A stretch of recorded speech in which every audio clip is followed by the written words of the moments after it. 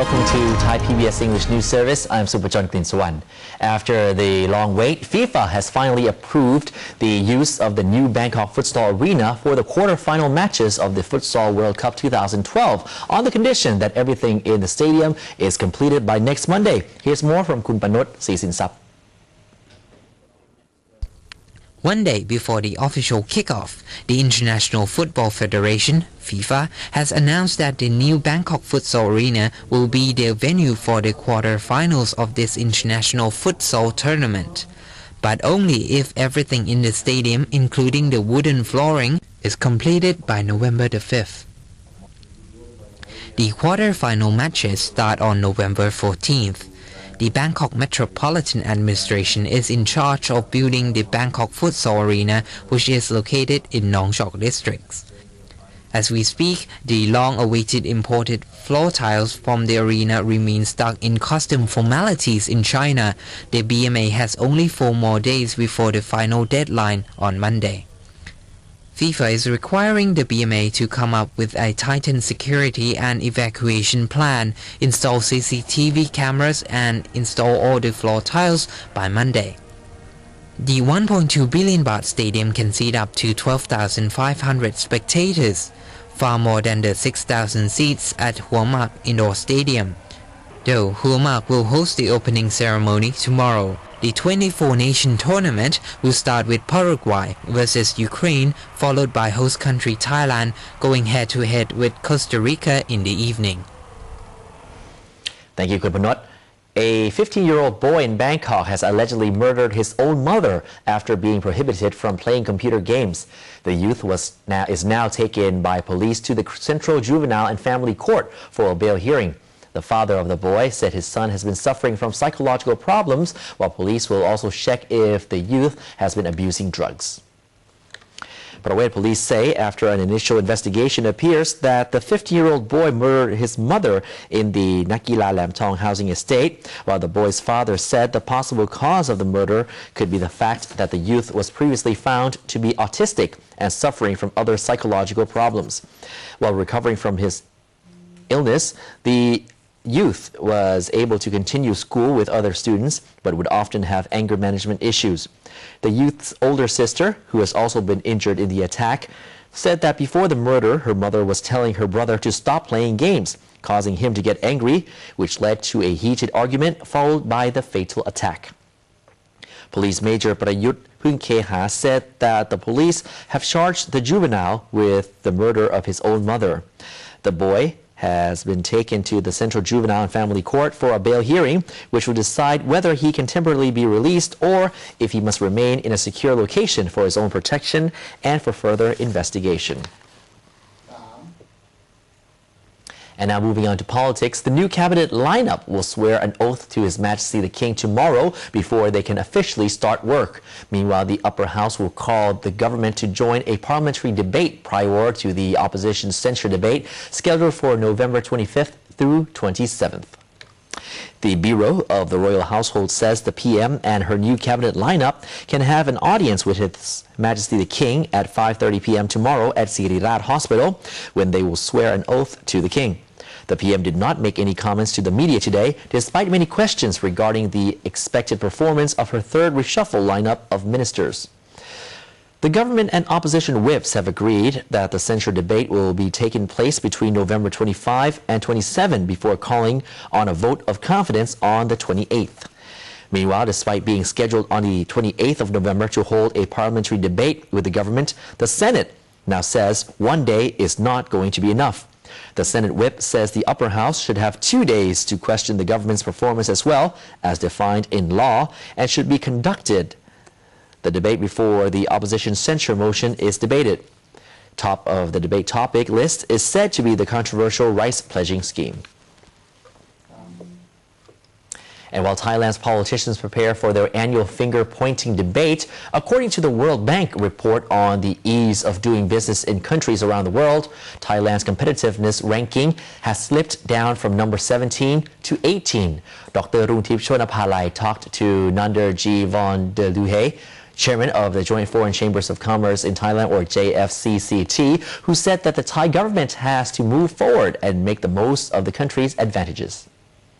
Well, unfortunately, Thailand has been slipping over the past several years in the competitiveness report. It's basically not that Thailand is getting worse than it used to be last year, but the competition is increasing and the other countries are moving ahead.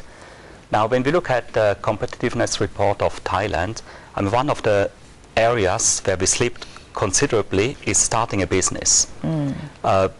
We are ranked there 86 out of 185 countries, and this is a very low ranking. So obviously the whole environment is complicated and it's not easy to start a new business.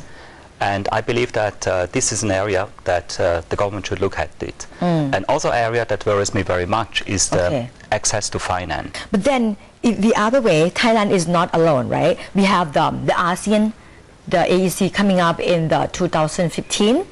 And then we also have the world in front of us, right? So how do we stand our feet on the ground and firmly? Basically, we should embrace the AEC that is coming up.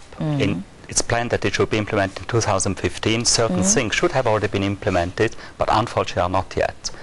What worries me the most is when I talk to some high-ranking government officials, bureaucrats. Some of them are very much afraid of opening up, that we would lose out. Right. Here again, I would like to emphasize it that competition has always helped and strengthened economies. Look at it, for example, Hong Kong is an open market. It's a strong economy. Look at Myanmar, how it was in the past before the start of opening up, a very poor country. Hong Kong is built on rocks, has no natural resources. Myanmar is a very rich country with a lot of natural resources. So it's basically highlighting that open market approach is benefiting an economy. So we should not be afraid that we lose out. On the other hand, we should be afraid if we don't open up, then we lose out. We should look at it from the positive point again. When the other ones are opening up, we should not be a follower, we should be rather more a leader, that we try to be ahead of them to attract more investments. If you look at it that way, then the money comes here. We should try to build Thailand as a center of excellence. We should try to build Thailand that all the talents want to come to Thailand, and not that we are afraid that through the opening up, through the mutual recognition agreement on professions, that people will move away. We should look at it the other way around. If we have the most attractive platform, the people will come to Thailand and we can build the center of excellence. And now moving down to the south, Songkhla governor has asked all drivers to cooperate by not using illegal petroleum since it supports other illegal activities in the restive south. At a recent meeting of the Provincial Social Security Committee, it was reported that there is a large amount of illegal petroleum being sold on the streets. Songkhla province called all provincial social security committees in the region for a meeting to consider the problems that affect security, particularly the problem of bootleg petroleum, which is being sold in 16 districts in Songkhla province. Kisada Bunrat, Songkhla governor, requested Songkhla Provincial Police Division to crack down urgently on all petroleum distributors in the area. He also besieged all drivers to fight this kind of fraud, even though the price of fuel is a bit lower. However, Songkhla province will lead the fight to eliminate illegal petroleum dealers and will establish an information center to which all departments involved must report all the seizures on a monthly basis. The heavy rain in some areas of Thailand's northern region is damaging the rice fields of Phra province, while there have been numerous accidents on the highways of Lampang province. The provincial police in Lampang Central Business District are clearing away a truck which crashed into an electricity post during the heavy rain. 3 were injured as 3 more cars piled up behind the truck. Heavy rain is falling in many areas of Lampang province, especially in the district of Thern. The accumulated rainfall has been measured at 18 millimeters. The Meteorological Office says an active high-pressure cell is covering Thailand, bringing in cooler weather and strong winds. Average temperatures in the north will drop by 2 to 4 degrees Celsius. Scattered rain is likely in the western portion of the north and central regions. Meanwhile, in nearby Phra province, despite the scattered heavy thunderstorms in some areas, the water is benefited the farmers by relieving the drought conditions. But it is a mixed blessing because some farmers have had their crops nearly ready for harvest damaged by the heavy rains. Other rice fields cannot be harvested just yet due to high humidity, which also reduces its potential selling price. The Bureau of Public Health in Phitsanulok and Nan Province have warned residents to take special care of their health due to the extreme weather patterns of super hot weather in the day and cool weather at night. Young children and senior citizens who cannot cope up with the dramatic temperature changes are falling sick with influenza and pneumonia. The Central Administrative Court has ruled that the Bangkok Metropolitan Administration, or BMA, is liable for the compensation to 12 relatives of those killed or seriously injured by the blaze at the Santika pub during New Year celebration 3 years ago. The BMA, the court held, was negligent in its supervision and control of the structure of Santika's building.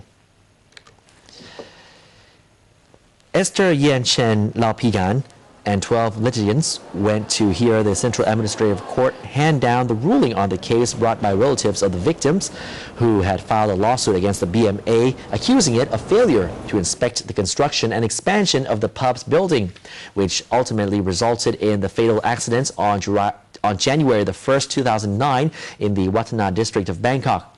A total of 66 people were killed and another 222 injured. The BMA was ordered to pay 20% of the compensation, including 7.5% interest calculated from when the case was filed on December the 30th of 2009. The owners of the Santika pub are required to pay the balance plus interest. The compensation of the BMA has to pay 795,000 baht. The BMA was blamed for negligence in its supervision and control of the structure, as well as related systems and equipment in the nightclub as required by the Building Control Act of 1979. Mali Thanom Panyarak, one of the victims' relatives, said that the BMA was irresponsible and the licensing and supervision of the building structure could have been more strictly enforced. The relative has yet to agree the compensation payment with Santika executives. The Action on Smoking and Health Foundation in Thailand is proposing that the BMA collect local sin tax from every pack of cigarettes sold in the capital city. If approved, the Bangkok Metropolitan Administration will rake in an extra 350 million baht per annum.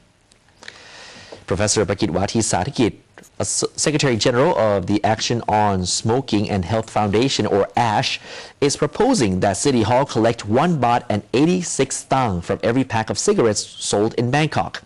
Some other provinces have already started collecting this sin tax. Last year's official figures show that 930,000 Bangkok residents smoke an average of 11.2 cigarettes per day. The movement says that if the BMA adopts the proposal, the Bangkok Metropolitan Administration will revenue an extra 350 million baht annually. The reason smoking figures are so high is because people living outside the capital but travel to work in Bangkok buy and smoke most of their cigarettes during the day. This new tax would also help to reduce the number of smokers in Bangkok, according to ASH, while big cities around the world like New York City collect up to $1.50 or around 45 baht of sin tax for every pack of cigarettes sold.